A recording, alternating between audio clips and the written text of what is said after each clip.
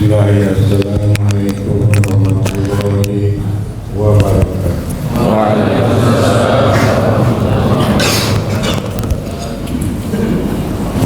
Ilahi anta maksudi wa ridhaka matlubi atini mahabbataka wa ma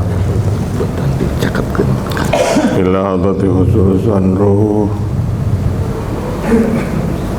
Syekh Mursyid Syekh Mubarak Syekh Ahmad Syekh Bapak Tajul Arifin Al-Fatihah.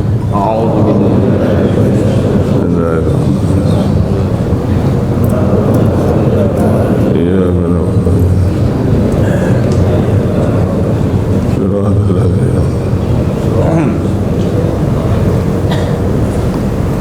Alhamdulillah, berkat doa bapak-bapak, ibu-ibu sekalian, hari ini saya bisa ada di tempat ini dalam keadaan sehat walafiat. Kehadiran saya adalah yang kedua kalinya ke masjid ini. Yang pertama kali mungkin 10 tahun yang lalu.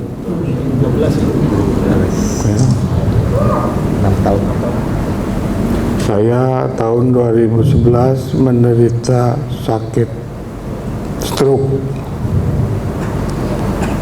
dan saya diizinkan pulang oleh dokter di rumah sakit dalam kondisi saya tidak bisa makan, tidak bisa minum, tidak bisa bicara, dan tidak bisa bergerak.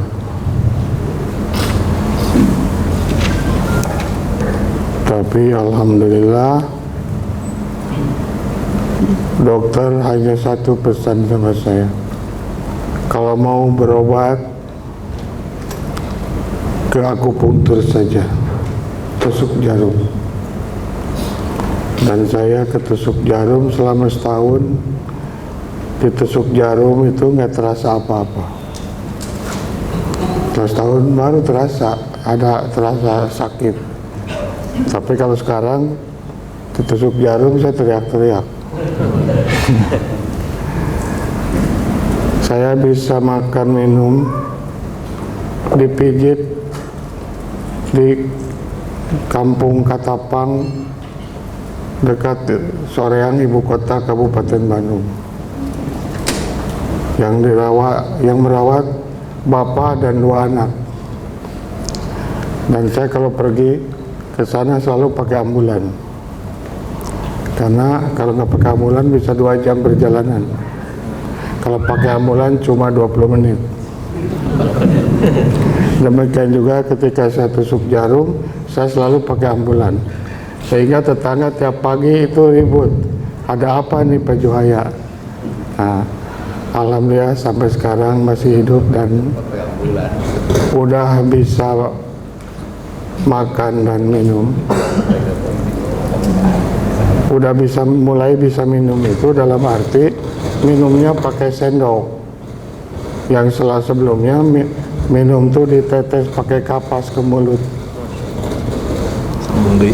Ya, bisa makan itu berarti bisa makan sop buah saja. Dan rumah sakit mengirim perawat yang ahli fisioterapi 2 orang. 1 orang melatih bagaimana berjalan, bagaimana berdiri, 1 lagi melatih bicara A I U O lagi kayak bayi. Tapi alhamdulillah beberapa tahun terakhir ini saya sudah bisa aktivitas lagi. Bulan lalu saya ke Medan, terus ke Aceh selama 20 hari. Pulang saya dirawat lagi bulan lalu 5 hari karena kelelahan. Karena perjalanan darat dari Medan ke Aceh itu 18 jam.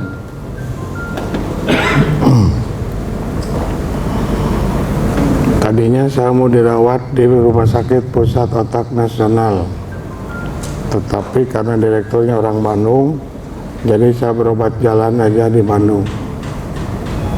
Alhamdulillah posisi otak saya masih bagus. Hanya otak saya harus direkam. Iya, beli abot teuing pakai ieu wae candak dicandak. Oke, kirang kadengu di bawah. ya, jadi saya berobat jalan di Bandung. Otak saya direkam, tapi sampai hari ini belum saya rekam. Supaya nanti ketahuan oleh dokter, dan dokter membuat resep untuk mencegah saya jadi pikun. Jadi sekarang ada obatnya. Posisi pembuluh darah saya yang tersumbat, kata dokter, sudah mengering sehingga tidak bisa diinfus dan disuntik untuk mencairkannya. Tadinya kalau dirawat di pusat otak nasional itu diinfus dan disuntik satu kali nyuntik itu 10 juta. Tapi kata dokter saya itu hanya bisa lancar kalau terkena stroke-nya baru 4 jam. Saya sudah 9 tahun. Tapi katanya pembuluh darah yang sekitarnya bisa menggantikan fungsi yang tersumbat itu. Jadi kata dokter, hasil CT scan tidak membahayakan otak. Saya minta cuti dokter. Enggak boleh cuti. Tapi kerja jangan capek. Ya, alhamdulillah saya sekarang di kantor tidak punya tugas tambahan selain menjadi guru besar. Saya sebenarnya sangat bersedih hati melihat perkembangan pembinaan Ikhwan Tarekat Qadiriyah wa Naqsabandiyah Pesantren Suryalaya. Pertama, karena adanya orang yang mengaku Syekh Mursyid, mengangkat wakil talqin di mana-mana, menyerang kita di Facebook, di internet, dan macam-macam. Yang kedua, kondisi Pak Kiai Zain Abidin yang mendapat mandat dari Pengarsa Abah Anom juga sakit-sakitan. Yang ketiga, pihak keluarga juga belum ada yang mumpuni untuk meneruskan amanat dari Pengarsa Abah Anom. Abah Anom tuh suatu hari bicara, beliau kata Abah begini, kalau bisa nanti setelah Abah nggak ada, pusat Tarekat Qadiriyah Naqsabandiyah tetap ada di Suryalaya. Ya berarti harus keluarga kan, logikanya begitu. Walaupun tidak mesti dari keluarga yang jadi Syekh Mursyid itu, tapi sampai sekarang belum ada yang definitif. Ketika setelah Abah meninggal 40 hari, wakil talqin berkumpul di Suryalaya. Saya diminta Pak Kiai Haji Nur Anom dengan Pak Zain Abidin membuka pembicaraan lebih dahulu, karena sudah terdeteksi pendapat wakil talqin akan macam-macam. Setelah itu ada yang mengaku mursyid, rapat lagi wakil talqin menolak, dan bukan hanya mursyid yang ditolak, tapi sebagai wakil talqin ditolak dan disomasi tidak boleh menggunakan Tarekat Qadiriyah Naqsabandiyah Pesantren Suryalaya. Tapi sampai hari ini tetap memakai TKN Suryalaya bahkan membuat maklumat supaya ngedukung calon presiden tertentu. Nah gitu. Pernah ada orang dari Pangkal Pinang datang ke saya, ke pesantren saya, minta ditalkin-dikin. Saya tanya, siapa yang mengarahkan Anda minta talkin ke saya? Dia bilang, Ajengan Gaos, Pak. Saya bilang, maaf, saya bukan wakil talkin Ajengan Gaos. Saya wakil talkin Abah Anom. Dia mikir lama, akhirnya kalau nggak sanggup, nggak jadi.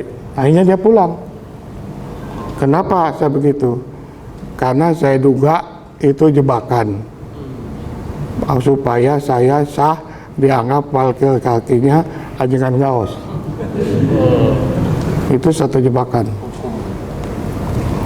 Beberapa bulan kemudian ada profesor dari Universitas Islam Negeri Sarjito Jakarta minta ketemu saya, Profesor Asep namanya. Ya boleh, saya kira kalau mau silaturahmi mah nggak ada halangan. Setelah itu ada informasi bahwa profesor dari Jakarta itu wakil talkin nomor satunya Ajengan Gaos. Ya saya bilang nggak apa-apa, orang mau silaturahmi boleh-boleh aja. Datanglah ke pesantren saya. Saya bilang, Pak Asep, ada perlu apa ketemu saya? Apa yang bisa saya bantu?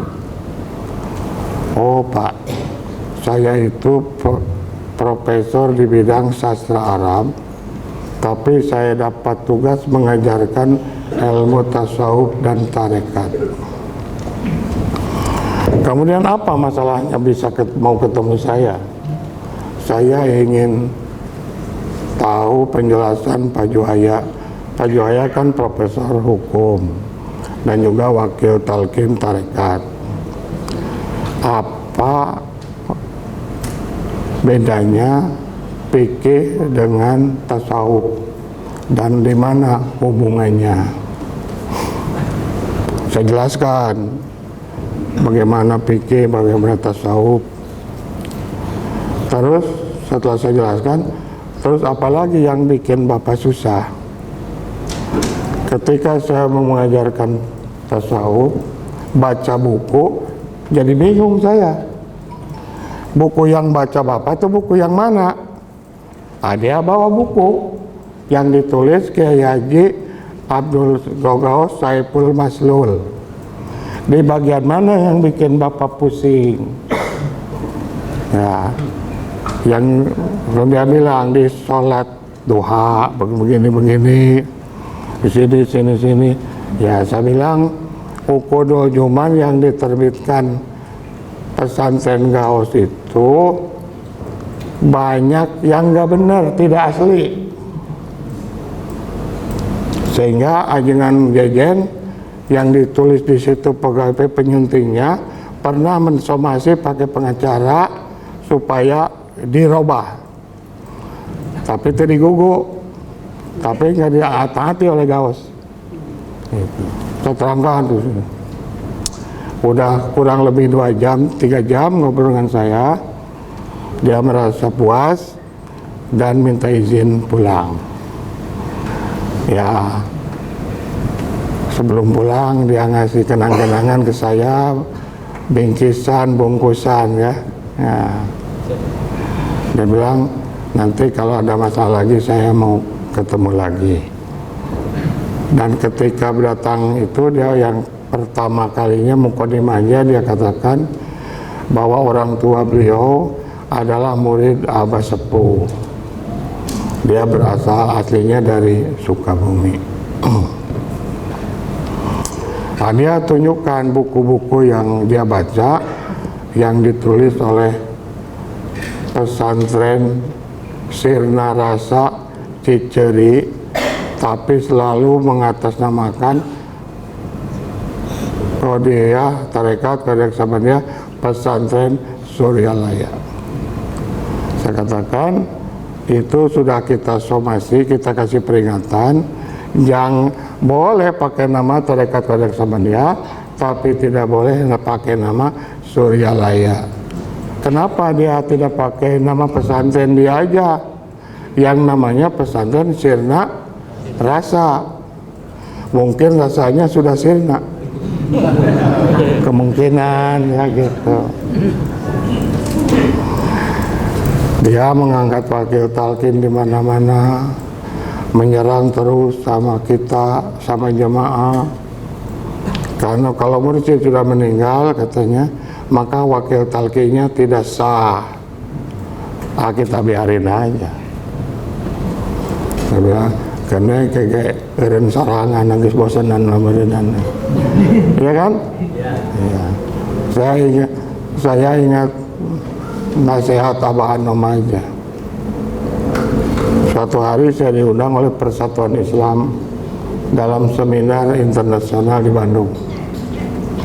Saya diminta bicara tasawuf dalam Islam. Saya katakan tasawuf itu tidak ada dalam Quran secara tertulis, sama dengan fikih nggak ada, ilmu tauhid nggak ada, karena itu hasil ijtihad. Tapi tasawuf berdasar Al-Quran, dasarnya ayat Al-Quran, a'udzubillahi minasyaitonirrajim, rijalun la tulhihim tijaratun wala bai'un an dzikrillah, yaitu menciptakan orang-orang yang tidak terlupakan oleh jual beli perniagaan untuk tetap berzikir kepada Allah. Nah, ini konsep zuhud dalam Quran. Ya, saya bilang, waduh Pak, ada Kiai Persis itu langsung berdiri tepuk tangan. Wah, benar Pak, benar. Wah, gitu. Ya, setelah selesai pulang, di website Persis dikutip, menurut Profesor Dr. Juhaya S. Praja, Guru Besar Hukum UIN Sunan Gunung Jati Bandung, bahwa tasawuf tidak ada dalam Al-Quran. Aduh, kok jadi begini? Waduh, kok jadi begini? Kemudian saya lapor ke Abah, Bah, saya diundang Persis ceramah begini-begini, tapi di websitenya disebutkannya begini. Saya mau protes, Bah. Abah tersenyum. Untuk apa diprotes? Bikin rame, biarin aja, kata Abah. Nanti juga berhenti sendiri. Jadi sekarang juga kalau ada jemaah PKN yang memprotes adanya mengaku mursyid, bahkan belakangan mengeluarkan fatwa supaya milih capres tertentu, saya bilang antep kayak geren sarangan, kayak kadoruk sarangan. Ya, tapi gimana? Saya bilang kita tingkatkan aja amal kita, ya, tingkatkan, ya. Kata Abah, suatu hari saya dipanggil, Jaya sini, kalau negara sedang sulit, kamu khotaman ya, niatkan untuk keselamatan negara dan rakyat seluruh Indonesia. Jadi sebaiknya kita juga sekarang sekali-kali dalam sebulan berjamaah khotaman, diniatkan untuk keselamatan negara dan rakyat. Itu pesan Abah pada saya. Bahkan begini, baca khotaman itu bisa juga kamu niatkan untuk membantu orang sakit. Kalau nanti ada keluarga atau saudara mau melahirkan susah, baca khotaman, kata Abah. Siapkan air putih. Setelah selesai khotaman, minta pada Allah kesehatan, kelancaran, airnya diminumkan atau diusapkan karena perut yang mau melahirkan, insya Allah lancar. Dan saya sudah coba, alhamdulillah semuanya beres. Itu pesan Abah pada saya. Ini juga saya ingin pesankan pada jemaah semuanya. Kalau yang sakit, ya begitu aja lah. Baca khotaman. Bahkan menurut Pak Kiai Zainal Abidin dari Abah Sepuh, kalau sedang mendapat kesulitan, kata Abah Sepuh, baca aja sholawat Bani Hasyim. Apa kan? Allahumma sholli ala nabi Muhammad wa ala alihi wa sallim taslima. Baca aja sholawat ini satu malam 1000 kali. Kamu tidak susah-susah riadoh, udah Abah yang riadohnya, asal tawasul lelawe ke Abah ila hadrati Syekh Abdullah Mubarak bin Nur Muhammad Al-Fatihah. Baca salat Bani Hasyim 1000 kali semalam, insya Allah semuanya akan dimudahkan. Ceritakan Kanjul Karnain, putra Abah Hanum. Dulu itu riadohnya disuruh berjalan kaki dari Banten ke Cirebon, ke makam Sunan Gunung Jati. Akan tetapi tidak boleh ketemu orang, sehingga berjalannya malam hari. Dan kalau ada sungai tidak boleh lewat jembatan, harus mentas supaya bisa lewat. Baca sholawat Bani Hasyim, dan alhamdulillah akan kantu lulus. Hampir 3 bulan dia berjalan dari Banten ke Cirebon. Itu di waktu masih ada Abah Hanum. Jadi satu-satunya putra Abah yang mendapat riado paling berat itu akan Kanjul Karnain. Bapak-bapak, ibu-ibu, kalau pergi ke Suralaya kecapean, istirahatlah di Bandung di pesantren saya. Pesantren saya namanya Al-Qutub Kajembaran Rohmaniyah, dan nama itu disetujui oleh Pangersa Abah sejak tahun 80-an. Itu masih di rumah saya, tapi sekarang udah khusus pesantren di belakang kampus Universitas Islam Negeri Sunan Gunung Jati Bandung. Hanya berjarak 100 meter dari tembok UIN Bandung, ya. Dan santri yang pesantren di saya semuanya mahasiswa UIN, terutama S1, S2, dan S3. Kalau mahasiswa S3 yang nginep itu biasanya yang menyelesaikan disertasi yang waktunya tinggal kurang dari 6 bulan. Kadang-kadang karena kebanyakan pejabat, ada kepala pengadilan agama, ada hakim tinggi, kadang-kadang pesantrennya bawa istri. Saya bilang boleh bawa istri, tapi jatah kamu hanya 1 kamar. Ketika pertama kali, Pak, tugas saya apa? Tugas kamu sekarang, kamu bisa makan enak, bisa buang air, bisa tidur. Terus ya itu aja minggu ini tugas kamu. Kenapa, Bro? Kamu kan pejabat, biasa tidur di hotel dibayar negara. Sekarang kan di pesantren, nulis disertasi nggak akan bisa.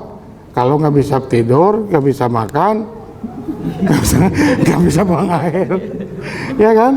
Sekarang mah seminggu ini belajar itu aja deh. Tidur bisa nyenyak, bisa buang air, bisa makan. Baru minggu berikutnya saya kasih tugas. Pak, boleh, boleh. 1 kamar jatahnya ya. Karena kamar saya belum banyak, saya bilang. Ya alhamdulillah, selama 3 bulan selesai disertasinya. Ya. Nah gitu. Jadi bapak-bapak, ibu-ibu, kalau ke Bandung, pokoknya mau jalan-jalan, lihat Trans Studio, nggak usah di hotel, di pesantren saya banyak kamar, boleh gratis, nggak bayar. Ya nggak bayar. Pulangnya bayar, Pak. Gimana? Tidur boleh, pulangnya bayar. Oh nggak usah. Tapi kalau mau infak boleh. Berapa? Ya selalu naka anil apa? Yunfikuna. Ya selalu anil infak. Kulil afwa. Berapa? Seadanya. Dari sisa keperluan. Kulil afwa. Itu kata Quran. Berapa infak itu? Ya seikhlasnya berapa? Jangan sampai mengganggu apa namanya? Kebutuhan pokok. Kebutuhan sehari-hari. Ya, jangan sampai menggerus itu, ya. Jadi gitulah. Kalau mau nginep di rumah saya, tinggal telepon, baru disiapin nanti penginapannya. Ya, tapi kalau nginep di pesantren saya, tidurnya merem, Pak. Tidurnya nggak goler, merem. Gitu ya. Nah, jadi saya mengharap Iwan Tarekat Qadiriyah Naksabandia Pondok Pesantren Surilaya itu tentram, adem ayem, jangan terprovokasi oleh mereka yang mengaku mursyid, yang diangkat wakil talqin bukan oleh Abah Anom atau oleh penerus yang secara hukum sah. Kita meningkatkan amaliyah kita saja. Tadi malam di Karawang, Iwan minta doa akan riado di satu masjid melaksanakan dzikir la ilaha illallah. Oh boleh, saya bilang, saya doakan. Tapi bukan dzikir Asmaul Husna kan, bukan Pak. Ya sebenarnya ada buku yang ditulis oleh Syekh Abdul Qadir Jailani.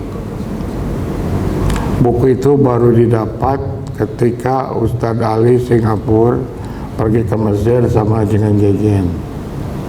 Ada dzikir Asmaul Husna, ada 13. Baca la ilaha illallah itu 100.000, baca Allahu sekian 10.000,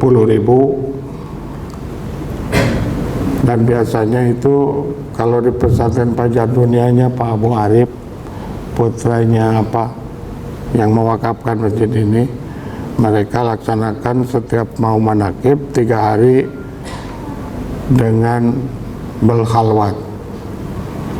Ya saya bilang boleh-boleh aja lah untuk latihan. Dzikir la ilaha illallah itu tawajuhnya 4 macam untuk 100.000 kali itu. Ya. Saya pernah juga talkinkan kepada mahasiswa S2 Latifah untuk menulis tesis, tapi tesisnya udah selesai, tapi belum laporan. Bisa nggak 100.000? Berapa hari dilaksanakan? Ya dasar mahasiswa Pak tuh. Ditugasin, penting mahasiswa skripsi tesisnya. Bikin yang dilaksanakan, karena dia mau membahas tentang apa inkisab, terbukanya dinding penghalang Allah dengan hambanya untuk mengendalikan nafsu ammarah, mutmainnah, lawamah dan sebagainya. Belum juga selesai di situnya udah ujian. Nah itu mahasiswa mah suka nakal begitu. Nah jadi saya berharap kita bisa melaksanakan Riyadhul Dzikir Asmaul Husna. Ya, ada bukunya dan sudah diterjemahkan oleh Pak Abu Arif ke dalam bahasa Indonesia. Hanya sayang Pak Abu Arif rencananya mau mendampingi saya, tapi ada halangan, beliau nggak jadi. Jadi setelah ini saya akan pergi ke Abu Arif pesantren Pajar Dunia di Cilengsi Bogor. Ya.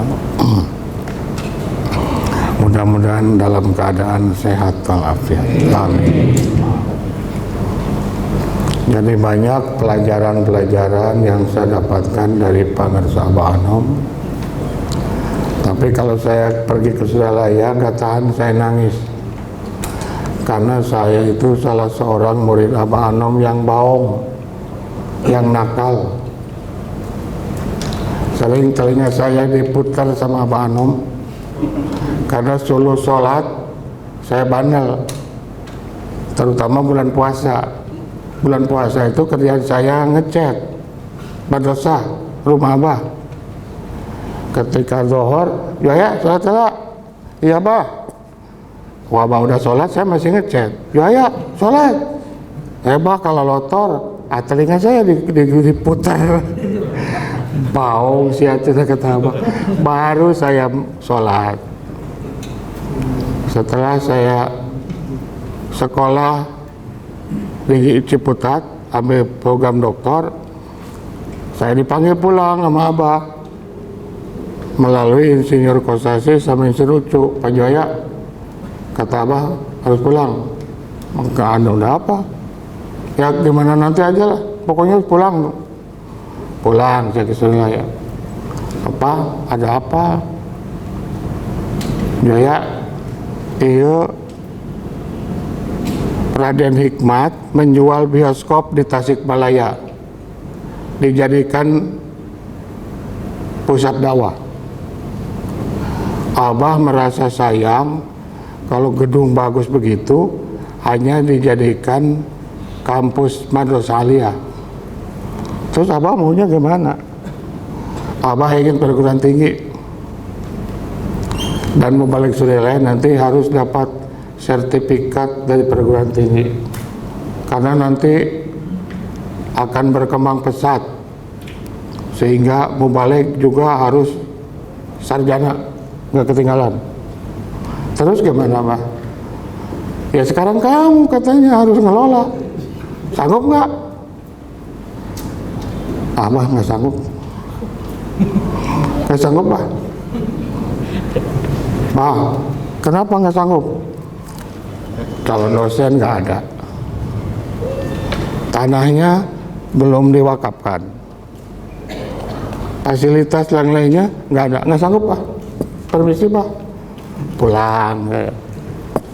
3 bulan kemudian dipanggil lagi saya, ditanya lagi begitu.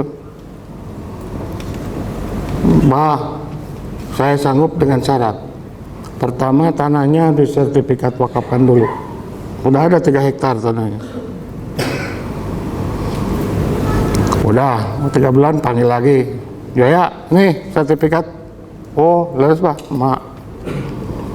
Tapi Pak, dosennya kan kita nggak punya. Kita harus pinjam ke UIN. Mereka diantar jemput. Diantar jemput harus punya mobil.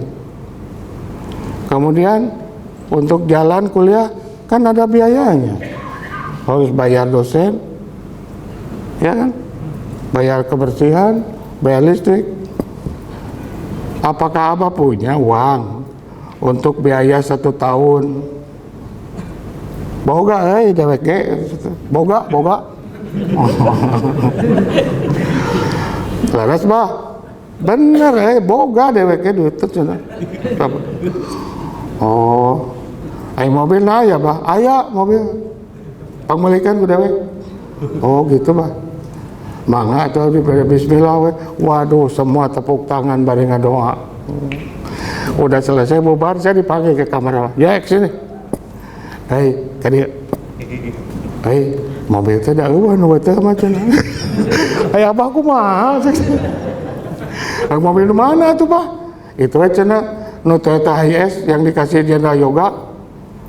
Ya enggak apa-apa, Bah, pakai itu mah bagus. Tapi janji, Bah, nanti mah yang baru. Alah, cukupnya jalan heula we cenah. Astaga, jadi mah Abah. Tapi saya juga ya gimana ya? Saya kalau nggak begitu gimana? Saya tidak profesional dong. Oh, akhirnya nggak akhirnya diresmikanlah tanggal 5 September. Berdirilah Sekolah Tinggi Agama Islam Latifah Mubarakiyah. Jenderal Yoga ditugaskan lapor ke Pak Harto, Presiden Soeharto. Berkurang sebulan, Pak Yoga lapor, "Bah, saya sudah lapor ke Pak Harto." Latifah itu disingkat Lembaga Tinggi Islam Padilah Hidup Pondok Pesantren Suryalaya. Kata Pak Harto, jangan pakai Lembaga Tinggi Islam. Udah Lembaga Tinggi Padilah Hidup saja. Tapi pondok pesantrennya jangan dihilangkan. Apa alasan Pak Harto, Bah? Kata Pak Harto, kalau menggunakan Islam, nanti pondok pesantren udah pondok pesantren cukup, supaya pondok pesantren istilah itu tidak dipakai oleh orang-orang yang beragama bukan Islam. Nah, kata Abah begini, menurut kamu gimana? Ah, itu bagus, Pak, saya bilang, terima aja saran Pak Harto. Nah, kalau gitu mah kita terima aja lah. Itu pupus katanya itu di apa? Yang di apa tuh yang tinggi itu? Baliho. Bukan baliho, Pak, yang di tembok tinggi itu apa namanya? Nah, semacam menara itu. Di pupus tuh Islamna. Jadi Latifah itu singkatan Lembaga Tinggi Padilah Hidup Pondok Pesantren Suryalaya. Ah, gitu ya. Jadi Abah itu selalu menerima ide-ide yang baru, tapi selalu kritis. Ya. Itu kehebatannya Syekh Mursyid itu begitu. Ya. Nah, ketika ada peraturan baru, kan diganti jadi Institut Agama Islam. Kalau diganti Institut Agama Islam, itu harus 6 jurusan. Pesantren Suryalaya cuma punya 3. Waktu itu mau ulang tahun ke-90. Dan Pak Harto mau datang. Kata Abah, "Juhaya, cik perjuangkan cenah. Ulah turun jadi sekolah tinggi atuh. Cik perjuangkan. Aya Pak Harto ka dieu Abah era cenah." "Oh gitu, Bah. Nyuhunkeun doana we," saya bilang, saya minta doa. Ya alhamdulillah Latifah bisa punya 6 jurusan. Jadi namanya tetap tidak berubah, Institut Agama Islam Latifah Mubarakiyah. Bahkan waktu itu Abah ingin mendirikan BPR Syariah yang modal istornya 40 juta. Kita udah ngumpulkan 40 juta. Tapi direkturnya harus kredibel. Waduh, saya ditugaskan lagi sama Abah. Nanti Pak Harto kesini meresmikan BPR Syariah. Waduh, Bah, saya mohon doanya aja, saya mau menghadap direktur bank di Jakarta. Begitu di Jakarta, "Pak, ini direktur bank Bapak udah pensiun. Udah lebih dari 2 tahun. Pak, tolong Pak, karena ini bank mau diresmikan oleh Pak Harto." Rada nggak bohong seketik lah. Padahal mah itu diundang untuk itu, untuk hadir itu penting mah. Pak Harto teh hadirnya. "Pak, tes saja calon direktur bank saya. Walaupun udah pensiun dari bank BNI, tapi dia udah mengerti istilah-istilah bank syariah. Padahal aku saya dilatih heula." Ya. Istilah-istilah dina perbankan, naon istilah bank syariahna dilatih heula ku saya. Pak Tosin almarhum teh. Akhirnya diizinkan. Oh iyalah, saya tes dulu. Dites lah, kata berapa menit lah di Jakarta. Oh ya boleh. Akhirnya diizinkan, berdirilah Bank Perkreditan Syariah Toat, singkatan tolong menolong bermanfaat. Itu nama dari Abah. Tapi beberapa tahun kemudian BPR saya itu modalnya harus 500 juta. Nah, kami tidak sanggup mengumpulkan 500 juta. Kalau 40 juta kan 20 orang 2 juta sewa udah selesai. Akhirnya apa? Kalau tidak terpenuhi, bank itu harus ditutup. Dan resikonya komisaris utama itu masuk penjara 3 tahun. Denda 1 miliar. Akhirnya kami rembukan, udah jual aja bank ini. Bank kita ini asetnya sudah 2 miliar. Kebetulan komisaris utama kita sahabatnya Fuad Bawazir, Menteri Keuangan. Akhirnya dibelilah oleh Pak Fuad Bawazir 2 miliar. 1 miliar pakai bayar denda ke Bank Indonesia, 1 miliar dikembalikan ke nasabah. Sekarang menjadi Bank Harta Insan Karima, dan akhir tahun kemarin asetnya sudah 1 triliun. Dan di Cilenyi sekarang sudah membangun kantor 6 lantai. Nama pendirinya masih tetap ada, Abah Anom dan kawan-kawan ya. Nah, ini salah satu gambaran perjuangan Syekh Mursyid kita dalam membangun manusia seutuhnya, lahir batin, yang harus kita lanjutkan dalam suasana keadaan tentram dan damai. Saya kira itu saja tausiah dari saya. Apakah ada yang mau talqin?